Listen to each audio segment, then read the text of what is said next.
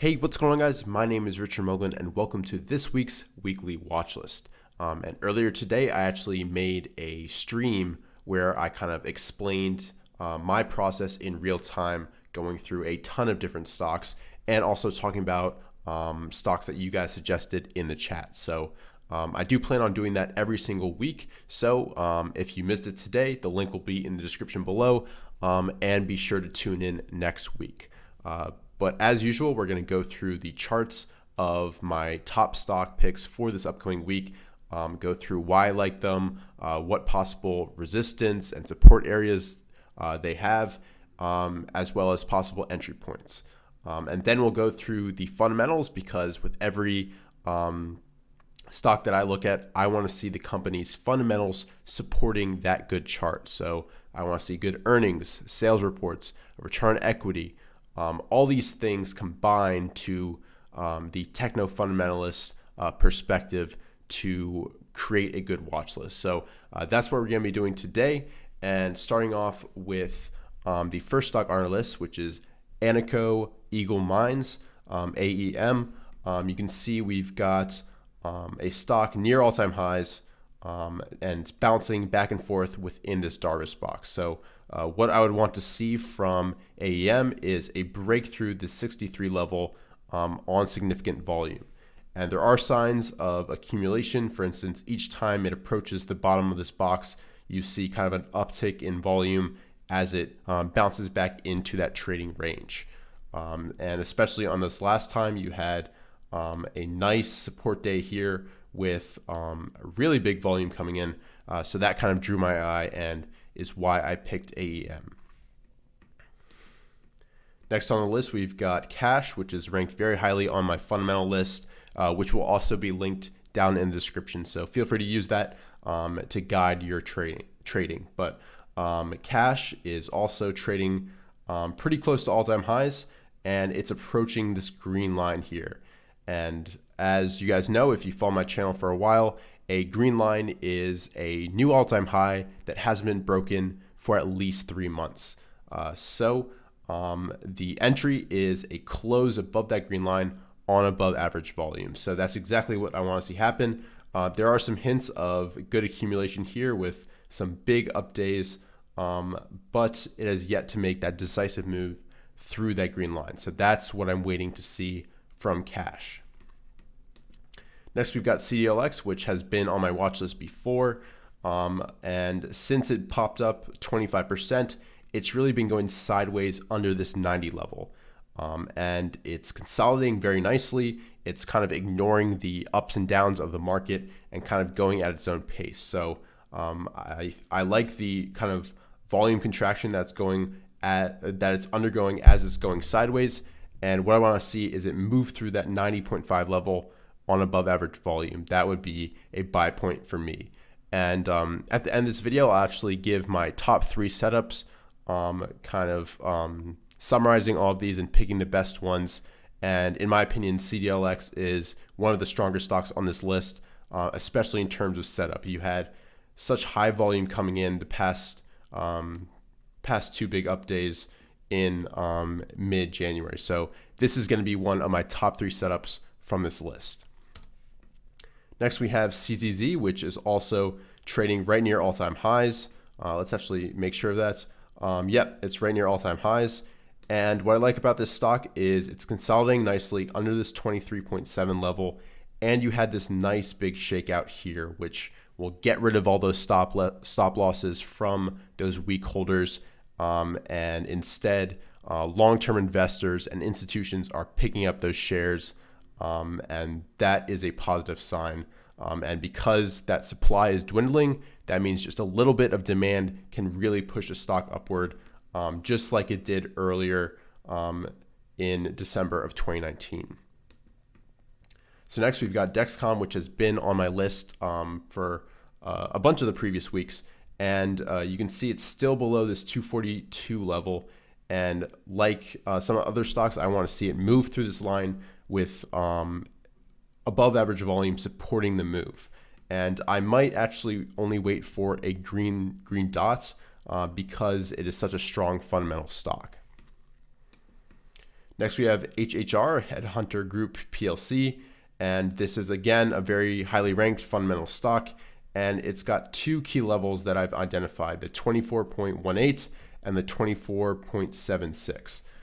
So it tried to break through into new all-time highs last week, but then it met resistance at this 24.18 level. So that is the first significant barrier for me. And then another level of resistance is that 24.76 level.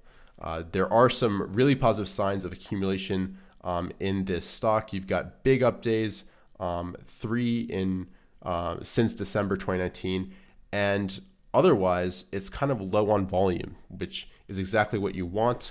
It is slightly thinner traded. It's only about 124,000 shares traded a day. So you have to be careful because this is going to be a more volatile stock.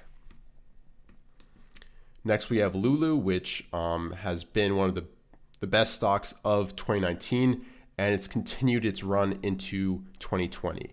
And it's starting this nice sideways consolidation under this 247 level.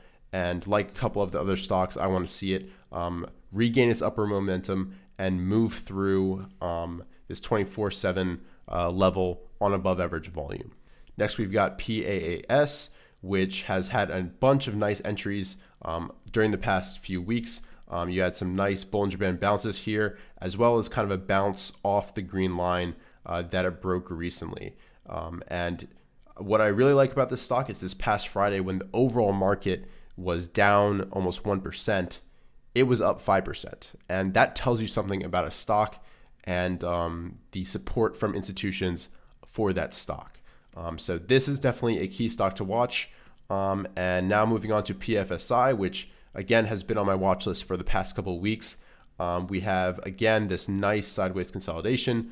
And as I've said previously, I don't like how kind of up and down it's trading right now. I want to see that tighten up, really get tight on the right-hand side, see some more volume contraction down here, and then make a decisive move upwards. Right now, it's just a little bit too volatile for me, and I want to see that come down. Next, we've got PGNY, which is one of the recent IPOs that's been doing quite well. And what I like about this stock is it's tightening up on this right-hand side. It had a green dot this past Friday. Even though it sold off, a little bit, it sold off 1.23% on Friday. That was on below average volume. And the up days recently have had a lot more shares traded than the down days, which is a positive sign for me. So I want to see it move through this 35.51 level on above average volume. Next, we have another IPO, Ping, and this tried to break out 2 weeks ago, but then was met with selling at this kind of 28 level. So I do want to see it kind of move back upwards.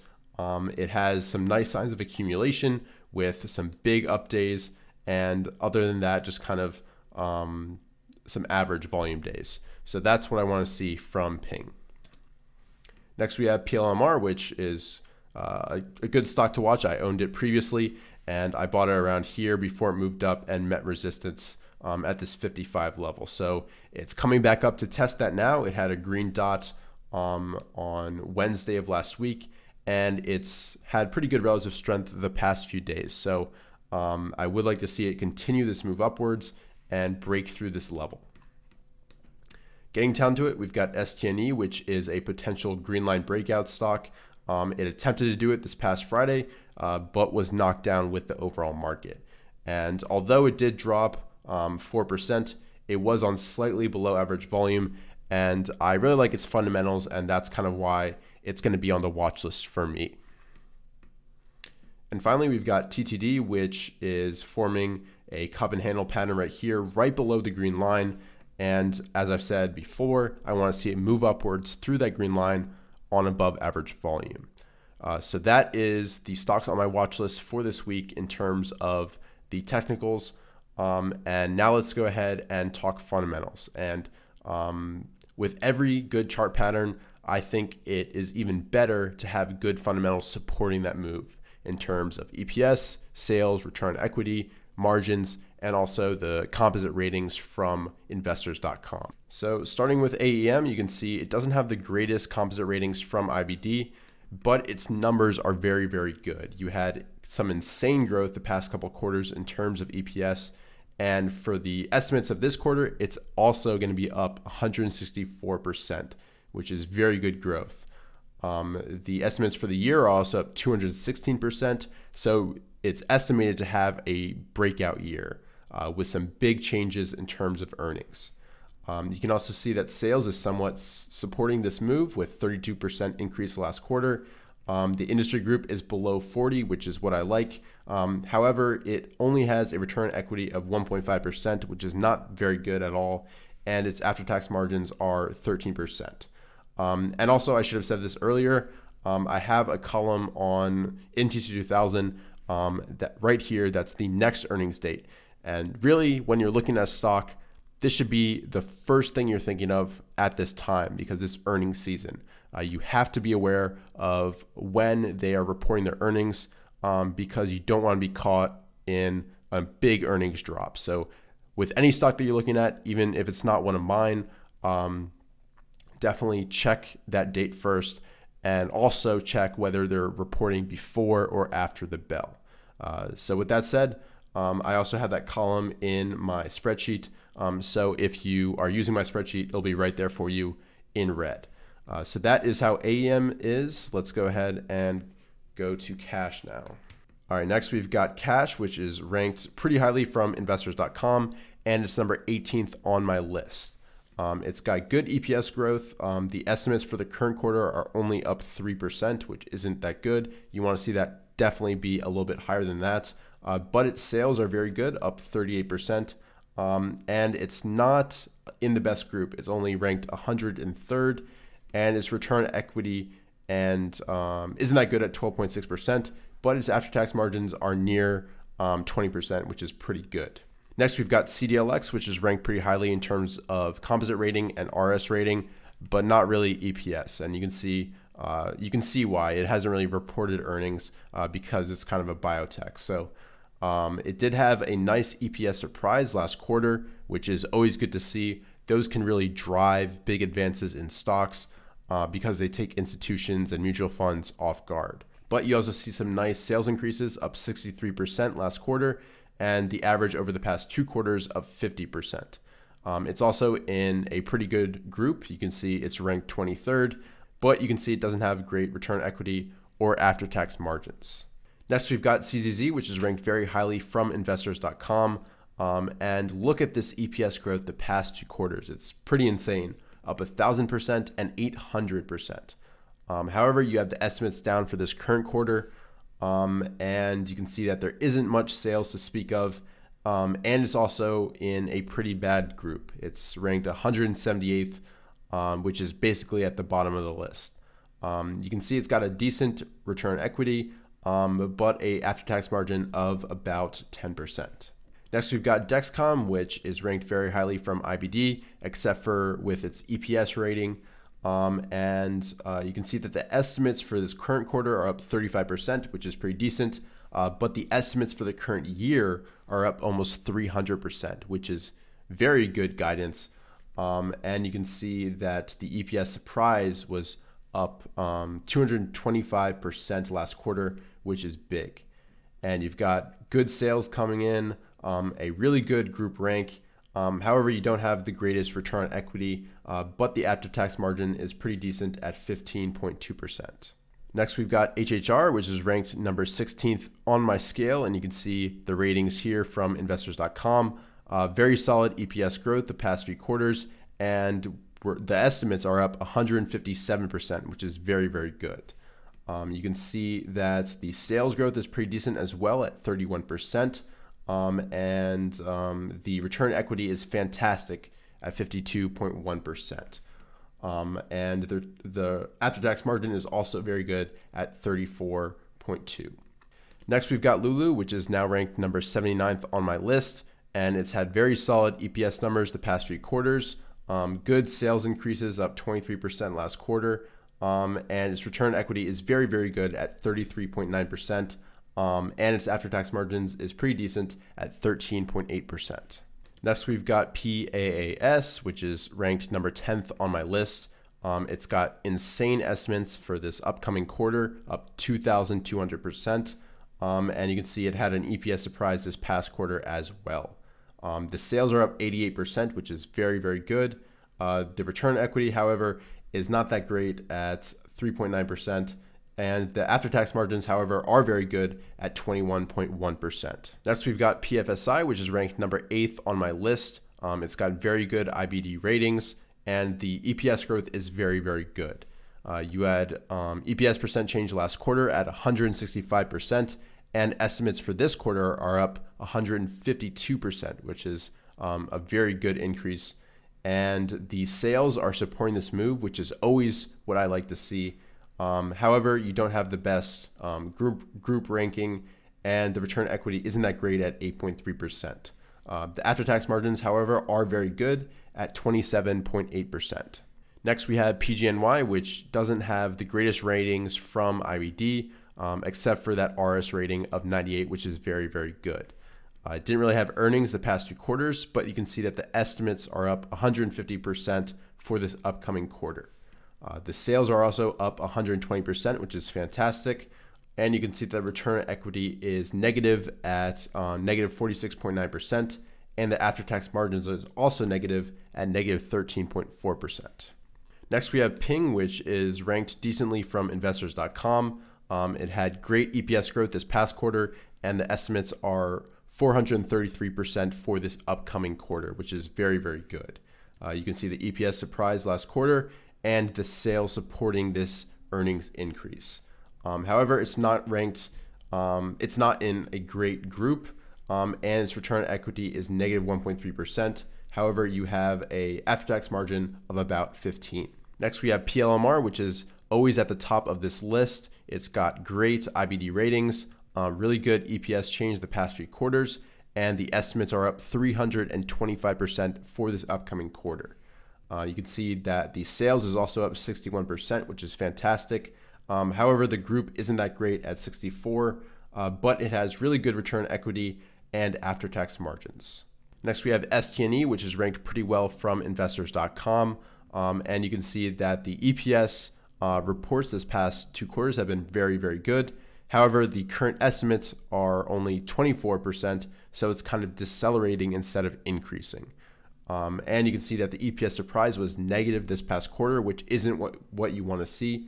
However, the sales are increasing, and you can see that the industry group rank is 61st, which is above that kind of 40 level that I like.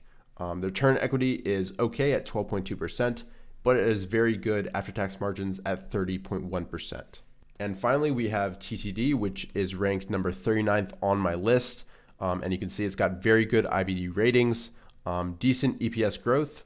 However, you don't have the strongest estimates for the upcoming quarter.